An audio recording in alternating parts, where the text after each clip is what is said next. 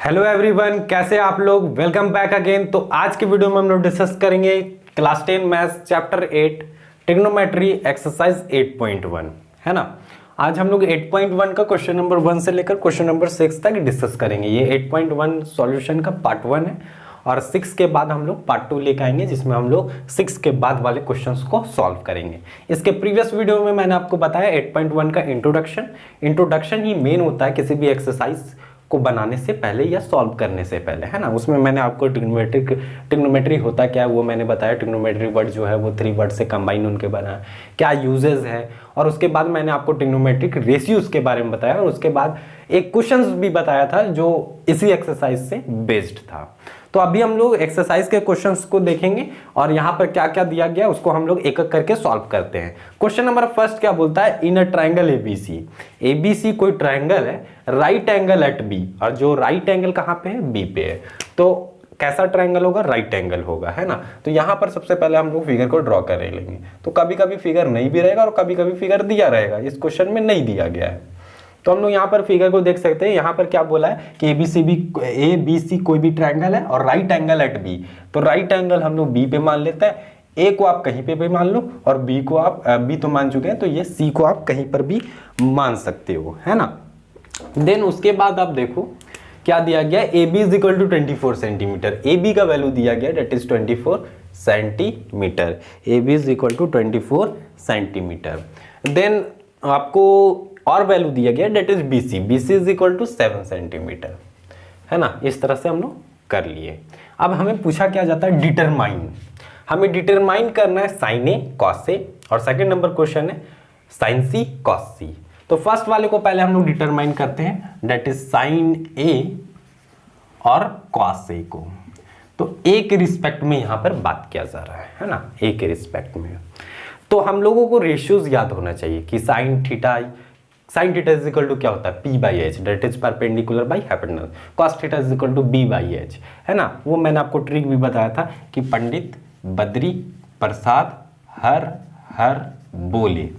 यहां से आप देख सकते हो कि जो p बाई एच आपको डिनोट करेगा ये साइन थीटा को डिनोट करेगा, b by H cos theta को, और p by by that is tan theta को।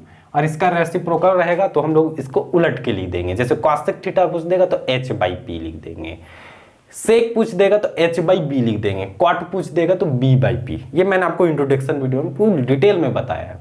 तो अभी जब हम लोग साइन को निकालने जाएंगे तो उसके लिए हम लोग को p और h चाहिए, ठीक है। और एंगल ए के लिए बात हो रही है, तो एंगल ए के लिए अगर बात होगा तो एंगल ए के जस्ट अपोजिट वाला साइड ये परपेंडिकुलर, और 90 डिग्री के जस्ट अपोजिट ये हाइपोटेनस, और ये जो बच गया हमारा बेस। तो हमें साइन ए के लिए चाहिए p बाई एच। परपेंडिकुलर तो है हमारे पास, h नहीं है। वो कहां से निकलेगा, पाइथागोरस थ्योरम से। तो सबसे पहले हम लोगों को गिवन में आप लिख सकते हो, गिवन इज इक्वल टू, है ना, ये आप लिखना। मैं एक क्वेश्चन में बता देता हूँ गिवन में क्या दिया गया, that is A B is equal to 24 cm, और then B C is equal to 7 cm, है ना, यही दिया गया है। अब हम लोग लगाएंगे according to Pythagoras theorem.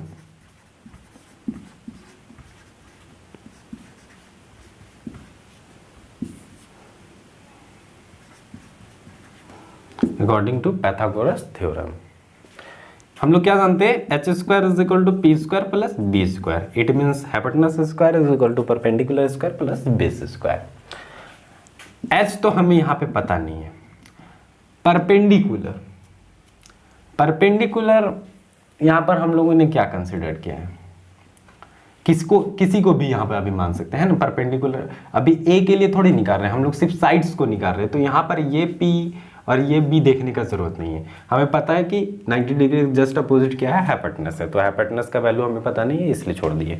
Perpendicular और बेस की जगह आप किसी को भी यहाँ पे पुट कर सकते हैं, कोई दिक्कत नहीं है। परपेंडिकुलर की जगह मैं 24 पुट कर लेता हूँ, आप 7 भी पुट कर सकते थे, कोई दिक्कत नहीं है। और बेस की जगह यहाँ पर 7 को पुट कर लेंगे। देन एच स्क्वायर रहने देते हैं, ये 24 का स्क्वायर डेट इज 576, और 7 का स्क्वायर डेट इज 49। इसको जब हम लोग ऐड करेंगे तो ये हमारा यहाँ पर 5 और ये हमारा आ जाएगा और ये 6 to 5। अब यहाँ से हम लोग स्क्वायर को हटाएंगे तो इधर स्क्वायर रूट आएगा 6 to 5। तो जब भी स्क्वायर रूट से वैल्यू निकलता है वो दो वैल्यू निकलेगा, पॉजिटिव नेगेटिव। लेकिन हाइपोटेनस एक लेंथ है, ये हमेशा पॉजिटिव होगा, इसलिए हम लोग पॉजिटिव वैल्यू लेके चलेंगे। तो 625 किसका होता है? 25 का। तो हमारा हाइपोटेनस निकल गया 25 सेंटीमीटर।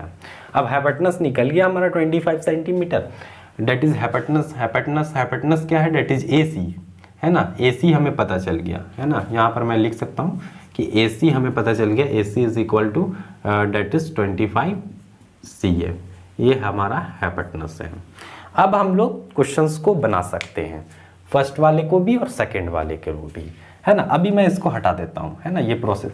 अच्छा कोई बात नहीं, मैं यहाँ पर बनाता हूँ। डेट इज फर्स्ट वाला क्वेश्चन था हमारा साइन ए। तो साइन के लिए तो हम लोग जानते हैं P/H होगा, तो यहाँ पर P/H भी हम लोग लिखेंगे। अब A के लिए बात हो रही है ना, तो A के जस्ट अपोजिट वाला ये परपेंडिकुलर, ये हाइपोटेनस तो है ही, और ये हमारा बेस बन जाएगा। तो परपेंडिकुलर की जगह हम लोग लिखेंगे डेट इज BC, और हाइपोटेनस की जगह हम लोग लिखेंगे डेट इज AC। BC क्या है हमारा?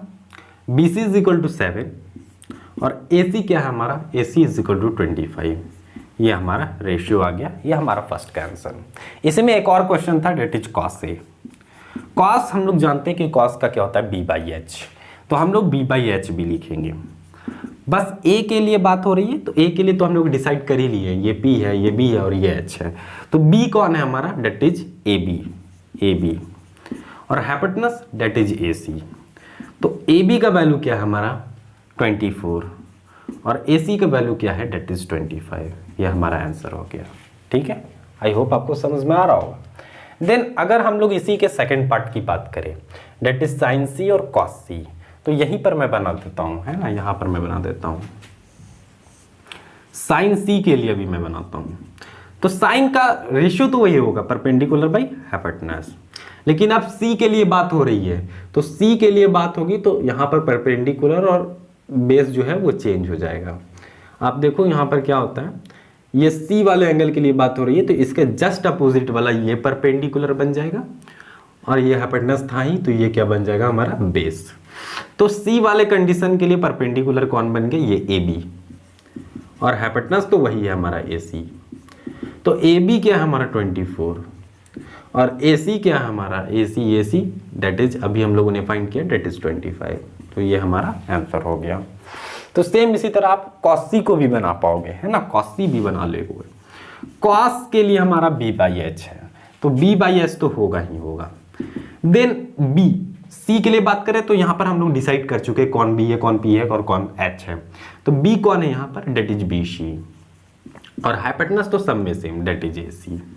BC क्या है हमारा? BC डेट इज 7, और AC क्या है हमारा? That is 25। तो ये हमारा फर्स्ट क्वेश्चन का सॉल्यूशन हुआ, है ना। आपको समझ के बनाना है ना, कुछ नहीं करना पड़ा। दो साइड्स दिए गए थे, तीसरा साइड्स आप निकाल लो पैथागोरस से। जरूर यहाँ पर हाइपोटेनस गैप था, तो हाइपोटेनस हम लोग निकाल लिए।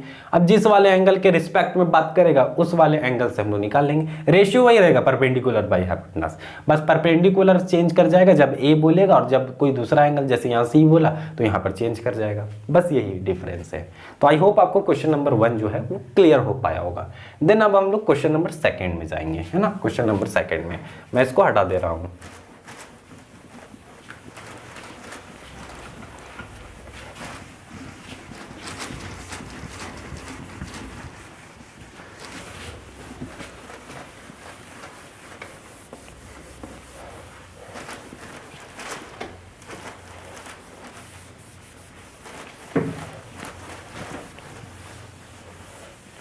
क्वेश्चन नंबर 2 क्या है, यहां पर देखेंगे, है ना।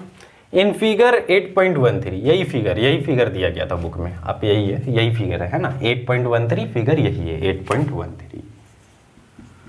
In figure 8.13 find tan P माइनस cot R। हम लोगों को फाइंड करना है tan P माइनस cot R, मतलब tan P का जो रेशियो आएगा और cot R का जो रेशियो आएगा, दोनों को सब्ट्रैक्ट कर देंगे तो पता चल जाएगा। तो tan P, तो tan का क्या होता है? P by B। तो tan P भी बोल रहा है, तो P यही वाला एंगल है ना, तो इसके सामने वाला क्या हो जाएगा? परपेंडिकुलर। है ना। ये तो हाइपोटेनस होगा ही 90 डिग्री के जस्ट अपोजिट, और ये क्या हो जाएगा बी। तो tan p जब हम लोग निकालने जाएंगे, ध्यान देंगे अभी हम लोग, tan p जब हम लोग निकालने जाएंगे, हम लोग जानते हैं p बाई बी होता है, पर tan p के लिए p क्या है, जस्ट इसके अपोजिट वाला है ना, डेट इज क्यू आर, और b क्या है हमारा, that is P Q.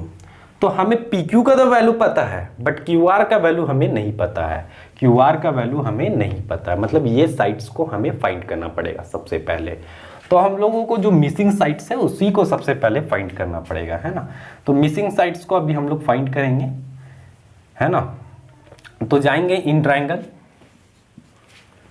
Question number ये 2 है, इन ट्राइंगल PQR, है ना, PQR में। और यहाँ पर भी हम लोग पैथागोरस थ्योरम लगाएंगे। आप लिख सकते हो यहाँ पर, है ना, लिख देना according to Pythagoras theorem hypotenuse square is equal to perpendicular square plus base square. Then यहाँ पर 90 डिग्री के जस्ट अपोजिट हाइपोटेनस, तो हमें हाइपोटेनस पता है यहाँ पर। अच्छा मैं लिख ही देता हूँ कि हाइपोटेनस क्या है, डेट इज PR है, तो PR का स्क्वायर। परपेंडिकुलर और बेस आप अभी किसी को भी मान सकते हो, तो अभी हम लोग मान लेते हैं परपेंडिकुलर PQ को, और बेस हमारा डेट इज QR, तो ये QR का स्क्वायर है। PR का वैल्यू हमें पता है, डेट इज 13 का स्क्वायर। PQ का वैल्यू हमें पता है, डेट इज 12 का स्क्वायर। QR हमें फाइंड करना है ना, QR हमें फाइंड करना है।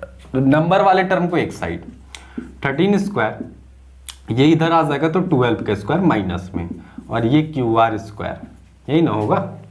देन 13 का स्क्वायर क्या होता है, डेट इज 169, 12 का square 144, that is QR square. इसको जब हम लोग सब्ट्रैक्ट करेंगे तो 25 मिलेगा, तो मैं यहाँ पर पलट के लिख देता हूँ, that is QR square is equal to 25, है ना, ठीक है ना। देन यहाँ से हम लोग क्या जानेंगे कि यहाँ पर स्क्वायर रूट आएगा, पर दो वैल्यू निकलता है, एक पॉजिटिव में एक नेगेटिव में। लेंथ हाइपोटेनस लेंथ है तो हमेशा पॉजिटिव होगा, तो यहाँ से 5 निकलेगा, सेंटीमीटर में था तो 5 सेंटीमीटर। तो अब हमें पता चल गया QR का भी वैल्यू।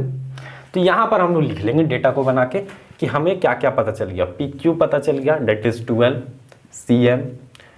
PR पता चल गया, डेट इज 13 cm, है ना। और देन हमें QR भी पता चल गया, डेट इज 5 cm।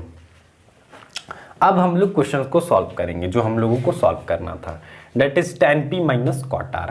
मेरे पास जगह नहीं है तो मैं इधर उधर कहीं पर भी बना देता हूँ, लेकिन आप जब कॉपी में बनाओगे तो इस स्टेप के नीचे ही वो स्टेप, और मतलब नीचे जाना है आपको, इधर उधर नहीं चला जाना है, ठीक है। देन हमें क्या फाइंड करना है, tan p माइनस cot r। तो tan p को तो हम लोग जानते हैं क्या होगा, tan that is p by B, तो हम लोग लिखेंगे p बाई बी। अभी हम लोग देखेंगे p के लिए कौन परपेंडिकुलर होगा और कौन बेस होगा, और cot का वैल्यू क्या होगा, cot इसी का जस्ट रेसिप्रोकल होता है, तो हम लोग जानते हैं b बाई p होगा, इसका वैल्यू b बाई p होगा। अभी हम लोग देखेंगे tan p के लिए बात हो रही है, p वाले एंगल के लिए बात हो रही है, तो इसके सामने वाला परपेंडिकुलर है ना, ये तो हमेशा हाइपोटेनस रहेगा ही रहेगा, और ये जो हमारा बच गया वो हमारा बेस बच गया। tan p के लिए मैंने यहाँ पर कंडीशन लिख दिया। अब परपेंडिकुलर कौन है, p मतलब QR, और QR का वैल्यू अभी यहाँ पर हम लोग लिख लेते हैं, परपेंडिकुलर कौन है QR बाई b। b कौन है, b कौन है हमारा बेस, तो बेस कौन है, डेट इज PQ। तो यहाँ पर हम लोग लिख लेते हैं PQ को, रहने देते हैं अभी हमें कोई ज़रूरत नहीं है। अब उधर हम लोग बात करेंगे डेट इज cot r के लिए। आप ध्यान दो, cot r के लिए हमें बात करना है। तो r के जस्ट अपोजिट वाला परपेंडिकुलर, ये हाइपोटेनस रहेगा ही रहेगा, और ये बेस बन जाएगा। तो b है, तो b की जगह क्या है, डेट इज QR, तो हम लोग यहाँ पर लिख लेते हैं डेट इज QR, यही है ना b की जगह, हाँ। देन p की जगह क्या है, p की जगह हमारा क्या है, डेट इज PQ, तो यहाँ पर भी हम लोग लिख लेते हैं PQ। अब हम लोग जान रहे हैं QR का वैल्यू क्या है, यहाँ पर मैंने डेटा में लिख के रखा है, QR is equal to 5, PQ is equal to 12, QR is equal to 5, QR is equal to 5, और PQ इज इक्वल टू 12। ये प्लस 5/12 और ये माइनस 5/12 क्या आ जाएगा, डेट इज 0, डेट इज 0। तो इस तरह से आपको क्या करना है, सॉल्व करना है। तो आई होप आपको ये समझ में आया होगा क्वेश्चन नंबर 2। देन अब हम लोग क्वेश्चन नंबर 3 में जाते हैं, है ना। क्वेश्चन नंबर 3 में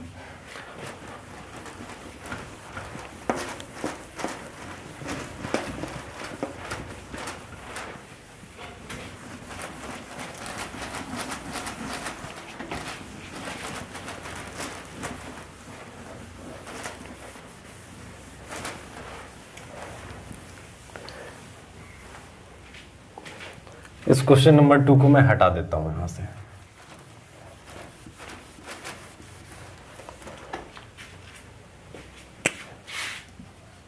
क्वेश्चन नंबर 3 क्या बोल रहा है, ये बहुत ही इजी क्वेश्चन है, आप इसको बना भी सकते हो। If sine A is equal to 3/4, sine A का वैल्यू दिया गया 3/4 और कैलकुलेट करना है कॉस ए tan ए। इससे सिंपल कोई क्वेश्चन नहीं हो सकता है। Sine A is equal to हमें दिया गया है 3/4 और हम लोग जानते हैं कि साइन क्या होता है, P/H। तो P और H हमें पता है, B निकालना है। तो P इज इक्वल टू मैंने आपको बताया था ये रेशियो है, तो हमें इसे रेशियो के फॉर्म में लिखना पड़ेगा। 3K मान लेते हैं, आप कुछ भी यहां पर मान सकते हो, और H इज इक्वल टू मैं मान लेता हूं 4K। यहां से हम लोग पैथागोरस निकाल पैथागोरस थ्योरम का अप्लाई करेंगे और B को निकाल लेंगे। तो अकॉर्डिंग टू पैथागोरस थ्योरम आप लिख लेना, that is H² is equal to P² plus B²। H का वैल्यू हमें पता है, डेट इज 4K का स्क्वायर। P का वैल्यू पता है हमें 3K का होल स्क्वायर प्लस B² रहने देते हैं। 4 का स्क्वायर डेट इज 16K², 3 का square that is 9K² plus B² रहने देते हैं। ये इधर आ जाएगा तो सब्ट्रैक्ट में 16K² minus 9K² is equal to B², है ना। अब यहां पर सब्ट्रैक्ट करेंगे, तो सब्ट्रैक्ट करेंगे तो क्या आ जाएगा, that is 7K² is equal to B²। अब थोड़ा सा हम लोग मतलब कि रीअरेंज करके लिख लेते हैं, B² is equal to 7K²। तो स्क्वायर हटेगा तो इधर आ जाएगा हमारा स्क्वायर रूट। तो 7 तो परफेक्ट नहीं होता है, तो ये स्क्वायर रूट के अंदर ही रह जाएगा 7 और K बाहर निकल जाएगा। तो B का वैल्यू हमें मिल गया √7K। बहुत ईजी क्वेश्चन है। तो यहां पर हम लोग लिख लेते हैं, अब B का वैल्यू हमें पता चल चुका है, डेट इज √7K। अब हमें जो फाइंड करने बोला था वो कर देंगे, डेट इज cos A। तो cos A करना कोई बड़ी बात थोड़ी है। cos के लिए फॉर्मूला होता है, डेट इज B/H। B का वैल्यू अभी हम लोगों ने ले आया है, डेट इज √7K। H का value that is 4K। K cancel, मतलब √7/4। ये हमारा आंसर है ना। देन और क्या, that is tan A is equal to, हम लोग जानते हैं tan का क्या होता है, डेट इज P/B। P क्या है हमारा, P date is 3K। B क्या है हमारा, that is √7K। K cancel, तो ये आ जाएगा हमारा 3/√7। कहानी खत्म, है ना। कितना इजी था, आप ये क्वेश्चन आसानी से बना सकते थे। क्वेश्चन नंबर 4 भी लगभग उसी तरह का सेम क्वेश्चन है। यहाँ पे है क्वेश्चन नंबर 4, ये 5 पहले लिखा गया मेरे से, तो आप क्वेश्चन नंबर 4 पे ध्यान दो। ये रहा हमारा क्वेश्चन नंबर 4। आप इसको पढ़ो, उसके बाद मैं फिर बताता हूँ कि इसमें क्या करना है ना। तब तक मैं क्वेश्चन नंबर 1 को इरेज कर लेता हूँ। क्वेश्चन नंबर 4 क्या given, 15 cot A is equal to 8 और हमें फाइंड करना है sin A और क्या फाइंड करना है, डेट इज sec A। तो आप ध्यान दो, cot A is equal to 8 था, इस 15 मल्टीप्लाई में इधर आ जाएगा तो डिवाइड में। और cot का क्या होता है, क्या रेशियोज होता है, तो tan का होता है P/B, तो इसका क्या हो जाएगा B/P। अब B इज इक्वल टू हम लोग मान लेंगे कि ये 8K रेशियो है, तो डायरेक्ट 8 नहीं मान सकते, यहां पर कुछ मान के चलेंगे। 8x भी लिख सकते हो आप, 8y भी लिख सकते हो, कोई दिक्कत नहीं है, बट दोनों जगह पे सेम लेना। और P is equal to 15K। अब यहां से आपका H नहीं निकलेगा क्या, आप यहाँ से h को फाइंड नहीं कर सकते हो आसानी से, तो यहाँ से फाइंड कर सकते हो, that is H square is equal to P square plus B square से आप यहाँ पे पुट करना, आपको h का वैल्यू मिलेगा, है ना। इस जिस तरह से मैंने अभी b का निकाला, आपको भी एक वैल्यू मिलेगा कुछ इस तरह से, है ना, कुछ मिलेगा। जैसे ये p और b है ना, तो आप जैसे ही सॉल्व करोगे तो ये दोनों ऐड होगा, तो मतलब 225 और 64 मतलब कि 289 मतलब 17, आपको मैं बता दे रहा हूँ कि 17 के आपको वैल्यू मिलेगा, 17 के। अब आसानी से आप नहीं निकाल सकते हो, that is sine A. Same question है, क्वेश्चन नंबर 3 का, sine A is equal to P by H. P का वैल्यू 15 के और एच का वैल्यू यही आएगा 17 के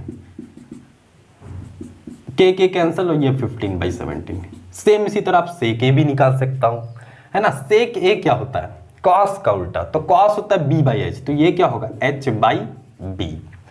h क्या है, डेट इज 17 के, और b क्या है, डेट इज 8 के कैंसिल, तो आएगा हमारा 17/8 आंसर। तो आई होप आप इसको जरूर बनाओगे।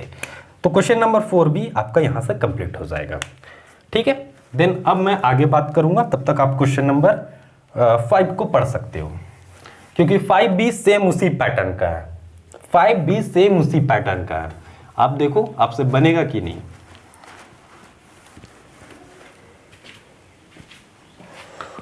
देखिए क्वेश्चन नंबर 5 क्या है, गिवन दैट, गिवन में दिया गया कि sec theta is equal to 13/12। Sec theta का वैल्यू दिया गया 13/12। Calculate all other trigonometric ratio, और हम लोग को कैलकुलेट करना है जितने भी बचे हुए ट्रिग्नोमेट्रिक रेशियो है। तो बचे हुए ट्रिग्नोमेट्रिक रेशियो क्या क्या है हमारे पास, है ना। बचा हुआ ट्रिग्नोमेट्रिक रेशियो क्या क्या, 5 ठो बचा होगा, क्योंकि एक ठो तो पहले से दिया गया हमें। इसको मैं बता देता हूं, हालांकि ये भी क्वेश्चन आपसे बन जाएगा, ये भी क्वेश्चन सेम है 3 और 4 के जैसा, 3 और 4 के जैसा। तो हमारा जो रेशियो है वो क्या क्या बच गया, उसको अभी मैं इधर लिखता हूं। तो हमारा रेशियो क्या क्या बच जाएगा, साइन थीटा हमें निकालना पड़ेगा, कॉस थीटा हमें निकालना पड़ेगा, टैन थीटा निकालना पड़ेगा, और क्या निकालना पड़ेगा, कॉसेक थीटा हमें निकालना पड़ेगा, सेक तो है हमारे पास, देन कॉट थीटा हमें निकालना पड़ेगा। 1 2 3 4 5 और ये 6। तो हम लोग जानते हैं कि सेक थीटा जो होता है वो रेसिप्रोकल होता है कॉस का। तो कॉस है b बाई एच, तो ये होगा h by B, h by B. तो हम लोग इसको लिख सकते हैं कि h इज इक्वल टू क्या है 13k, रेशियो है डायरेक्ट नहीं लिखेंगे, b is equal to 12k।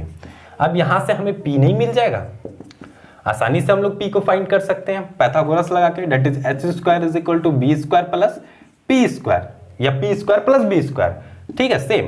Then b का वैल्यू 12k का स्क्वायर और p का वैल्यू डेट इज 13k का स्क्वायर, ये 144k स्क्वायर और ये आ जाएगा 169k स्क्वायर। यहां पर हमें क्या मिलेगा, अच्छा यहाँ पर थोड़ा सा वैल्यू गलत बैठा, थोड़ा सा यहाँ पे ध्यान दो, h के जगह पे यहाँ बैठाना था, है ना, 13k का स्क्वायर, और ये b के जगह पे 12k का स्क्वायर, देन ये प्लस में p स्क्वायर। इसको उठा के इधर ले जा सकते हैं हम लोग, 13k का होल स्क्वायर माइनस 12k का whole square is equal to p square, ऐसा कुछ आएगा, है ना। क्वेश्चन नंबर 3 हमारा कंप्लीट हो चुका है, इसको मैं हटा देता हूँ। देन यहाँ पर 13 मतलब 169k स्क्वायर, और यहाँ पर माइनस है, और 12 मतलब 144k square equal to p square. 169 में 144 को सब्ट्रैक्ट करेंगे तो यहाँ पर 5 और ये 2, 25k square is equal to p square. मतलब हम लोग यहाँ से क्या देख सकते हैं, आप थोड़ा सा ध्यान दो कि p square is equal to 25k square, मतलब p is equal to root under 25k square, मतलब 5k। मतलब परपेंडिकुलर का वैल्यू हमें पता चला सॉल्व करके कि p इज इक्वल टू क्या मिल पा रहा है 5k। अब बाकी बचा ट्रिग्नोमेट्रिक रेशियो को आप नहीं निकाल सकते हो, डेट इज साइन थीटा, और साइन थीटा हमें जानते हैं that is p by H, perpendicular by hypotenuse. Perpendicular अभी हम लोगों ने निकाला 5k और हाइपोटेनस पता था that is 13k, k cancel, that is 5/13। Cos theta हमें निकालना है, तो cos theta is equal to B by H. तो बी क्या है हमारा, डेट इज 12 के, और एच क्या है हमारा, डेट इज 13 के। फिर से के कैंसल, तो ये 12/13। तो आई होप आप बाकी जितने भी बच गए हैं ना, बचे हुए जितने भी टिग्नोमेट्रिक रेशियो आप इसको फाइंड आउट कर सकते हो, है ना। तो मैं इसे छोड़ देता हूँ यहीं पे, ठीक है। आपसे नहीं बनेगा तो आप बोलना, मैं फिर से एक वीडियो बना दूंगा जिसमें मैं पूरा सॉल्व कर दूंगा, ठीक है। लेकिन पूरा सॉल्व करने से ये आपको सॉल्व करना है ना, तो आप कॉन्सेप्ट को सीखो कि करना क्या है हमें, है ना। देन अब हम लोग क्वेश्चन नंबर 6 को देखते हैं, जो अभी हम लोग इस वीडियो का ये लास्ट क्वेश्चन होगा, है ना। इसके बाद हम लोग सेकंड पार्ट में देखेंगे 8.1 का सेकंड पार्ट में क्वेश्चन नंबर 6 से आगे जो भी क्वेश्चन होंगे, आई थिंक 11 नंबर तक क्वेश्चन है, 11 नंबर ट्रू फॉल्स क्वेश्चन है। तो क्वेश्चन नंबर 6 क्या है हमारा, ध्यान से पढ़ेंगे, बहुत ही छोटा सा क्वेश्चन है। If angle A and angle B are the acute angle, angle A और एंगल बी क्या है, एक्यूट एंगल है। तो एक्यूट, यहां पर जितना भी बात होगा सब राइट एंगल ट्रायंगल के लिए बात होगा, है ना। तो acute angle such that cos A is equal to cos B, angle A और एंगल बी जो है वो एक्यूट एंगल है ट्रायंगल का, और cos A is equal to cos B है। देन हम लोग को शो करना है कि angle A is equal to angle B होगा। तो मैं सबसे पहले एक फिगर बनाता हूं राइट एंगल ट्रायंगल का, जिसमें बोला गया था हमें कि ए और एंगल बी दोनों एक्यूट है, तो दोनों एक्यूट के जगह डाल दिया और इसको सी मान लेते हैं, ये 90 है। तो एंगल ए और एंगल बी क्या निकल गया हमारा, एक्यूट एंगल। ऐसा दिया गया था, मैंने वहां पर कुछ नहीं किया, ये क्वेश्चन में दिया गया था। देन एक और चीज हमें गिवन में दिया गया इस क्वेश्चन में, क्वेश्चन नंबर हमारा 6 है। यहां पर हमें क्या क्या दिया गया था गिवन में हमें दिया गया है angle A and angle B are acute angles, है ना, एक्यूट एंगल्स। और क्या हमें दिया गया, हमें एक चीज और दिया गया कि cos A is equal to cos B, हमें एक चीज और दिया गया cos A is equal to cos B। और जो दिया गया है ना वो हमें क्यों दिया जाता है, यहीं से कुछ हमारा सॉल्व हो पाता है क्वेश्चन, या इसकी वजह से हमें हमारा क्वेश्चन जो है वो सॉल्व हो पाता है। कभी कभी इसी से डायरेक्ट सॉल्व हो जाता है, और कभी कभी ये यूज पड़ता है सॉल्व करने के लिए, है ना। गिवन में इसीलिए तो दिया रहता है, और हम लोगों को शो करना है या प्रूफ करना है। प्रूफ डैट को मैं इस तरह से लिख देता हूं, प्रूफ डैट पीटी, प्रूफ करना है कि angle A is equal to angle B होगा, angle A is equal to angle B होगा। तो हमें जो गिवन दिया गया सबसे पहले हम लोग उसको लिख लेते हैं, it is cos A is equal to cos B। cos हम लोग जानते हैं कि ये होता है b बाई एच, और ये भी cos है तो ये भी क्या होगा, b बाई एच। बट यहां पर परपेंडिकुलर और हाइपोटेनस बदलेगा, बस यही चेंज होगा। तो हम लोग cos A के लिए पहले देखते हैं, तो A के सामने ये हमारा परपेंडिकुलर 90 डिग्री जस्ट अपोजिट, ये हाइपोटेनस, और ये हमारा बच गया जो बेस। तो A के लिए अभी मैं बात कर रहा हूं, तो A के जस्ट अपोजिट वाला ये परपेंडिकुलर मतलब BC, तो BC। अच्छा, ये परपेंडिकुलर नहीं लिखना हमें डेट इज बेस लिखना है, तो बेस क्या हमारा, डेट इज AC, और हाइपोटेनस क्या है, डेट इज हमारा AB। तो ये हम लोगों ने बात किया A वाले A एंगल के लिए। अब cos B के लिए बात करेंगे, तो B के लिए बात करेंगे तो ये हमारा B के जस्ट अपोजिट वाला साइड डेट इज P, और ये हाइपोटेनस है तो ये हमारा इस समय बन जाएगा B। तो यहां पर B कौन है, डेट इज BC, तो हम लोग यहां पर लिख लेते हैं BC बाई H तो दोनों में कॉमन होगा ना, AB। अब ये देखो AB कैंसिल हो रहा है, पर आप ऐसे AB और AB को कैंसिल मत कर देना, आप चाहो तो डायरेक्ट लिख सकते हो AC is equal to BC, AC is equal, ये AB सेटिस्फाई है कि ये दोनों कैंसिल हो चुका है, ऐसे से काट नहीं देना है। नहीं तो आप एक और काम करो, multiply on multiplying both side by AB से दोनों तरफ मल्टीप्लाई कर दो। AB से मल्टीप्लाई करने पे क्या होगा, ये AB था इंटू मल्टीप्लाई AB, और इधर भी BC, और ये बाई AB और इंटू मल्टीप्लाइड AB। इससे क्या होगा कि AB आप अब यहां पर कैंसिल कर सकते हो। तो आपको क्या मिलेगा यहां पर मैं बना देता हूं, है ना। अब क्या मिलेगा आपको, that is AC is equal to BC, AC is equal to BC। अब AC क्या है हमारा, अब यहां पर हम लोग देखेंगे इस वाले क्वेश्चन में AC कहाँ है, ये हमारा AC और ये BC, ये दो साइड्स अपोजिट, ये दोनों साइड्स जो है वो इक्वल है। अब लोगों ने एक आइसोसेलेस ट्रायंगल के बारे में सुना होगा जिसका दोनों साइड्स इक्वल होता है, ABC आइसोसेलेस ट्रायंगल है और इसका ये दोनों साइड्स इक्वल है। तो हम लोगों ने एक थ्योरम पढ़ा था क्लास 9th में कि अगर ये अपोजिट्स के साइड्स इक्वल है तो इसके अपोजिट्स के एंगल भी इक्वल होते हैं, that is angle B is equal to angle C भी होगा। अगर sides if A B is equal to A C है then angle B is equal to angle C होगा। ऐसा हम लोगों ने थ्योरम पढ़ा था। इसका उल्टा भी सही है, इट मीन्स इसका रिवर्स भी सही था। If angle B is equal to C है, angle B is equal to angle C है, एंगल बी और एंगल सी इक्वल है तो इसके अपोजिट्स के साइड्स इक्वल होंगे, then A B is equal to A C. ऐसा हम लोगों ने पढ़ा होगा, आपको याद आ रही होगी। तो यहां पर हम लोग देखते हैं ये A C is equal to B C, तो इसके अपोजिट का एंगल कौन है, एंगल ए, और इसके अपोजिट का एंगल कौन है, डेट इज एंगल बी। तो ये दोनों भी इक्वल होगा। तो देयरफॉर हम लोग ऐसा लिख सकते हैं, ऐसा क्या लिख सकते हैं कि angle A is equal to angle B, है ना, angle A is equal to angle B by the property of isosceles triangle. या आप ये भी लिख सकते हो in triangle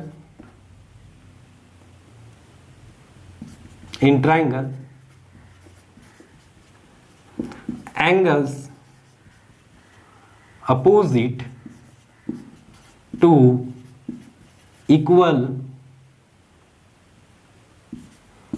sides are equal, है ना। आप ये भी लिख सकते हो in a triangle angle opposite to equal sides are equal, कि किसी भी ट्रायंगल में एंगल अपोजिट जो होता है इक्वल साइड्स का वो क्या होते हैं, इक्वल हो सकता है।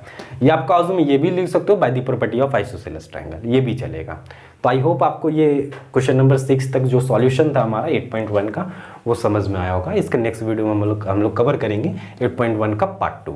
अगर आप लोगों को मेरा ये वीडियो पसंद आया होगा तो वीडियो को जरूर लाइक करें और वीडियो को शेयर करें with your class friends. And thanks for watching this video till and.